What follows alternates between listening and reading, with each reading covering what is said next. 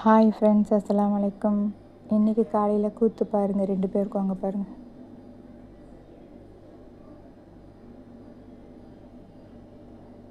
ஆனியாவோட ultracity தான் தாங்க முடியல.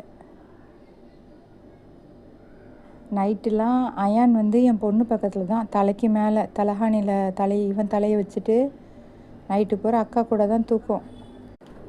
அவள் தலகாணியில் இவன் தூங்குறான், அவள் கீழே இறங்கி தூங்குறான் இடம் பத்தாமல். ஏசி வேறு ஓடிட்டு இருந்துச்சா, அயானுக்கு வெளியில் வர மனசே இல்லை. அயான் ஃபுல்லாகவே பக்கத்தில் தான் தூங்கிட்டு இருந்தான் கட்டிலில். இந்த மேடம் தான் வந்து அப்பப்போ சேட்டை பண்ணிவிட்டு கீழே போயிடுவாங்க, கட்டில் கீழே. அவங்க எங்கள் கூடலாம் தூங்க மாட்டாங்க. அவங்க நார்மல் பீப்புள் கிடையாது, அதனால் எங்கள் கூட தூங்க மாட்டாங்க.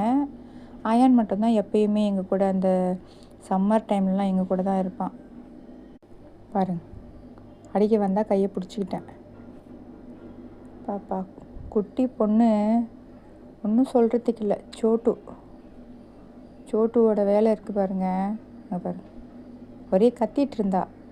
ஏம்மா கத்திகிட்டே இருக்கிற அப்படின்னு கேட்டோடனே எனக்கு பதில் சொல்லாமல் சைலண்ட்டாக எழுந்திரிச்சு வெளியில் போகிறா. அவள் கூப்பிட்டுட்ருப்பா, நம்ம போய் கேட்டோன்னா நம்மளுக்கு பதில் சொல்ல மாட்டாள், எந்திரிச்சு அந்த இடத்துலேருந்து கிளம்பிடுவா. அங்கே பாருங்க, இவர் இந்த சைடு தூங்குறாரு, அவங்க அந்த சைடு தூங்குறாங்க. 2 பேரும் 2 பக்கம் படுத்துட்டு இருந்தாங்க.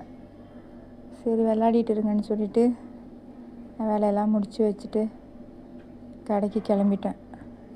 இதோட நைட்டு 9:30 10 ஆகிடும் வீட்டுக்கு போகிறதுக்கு. பசங்க 2 பேரும் தான் விளையாடிட்டு இருப்பாங்க. பாவம்தான்.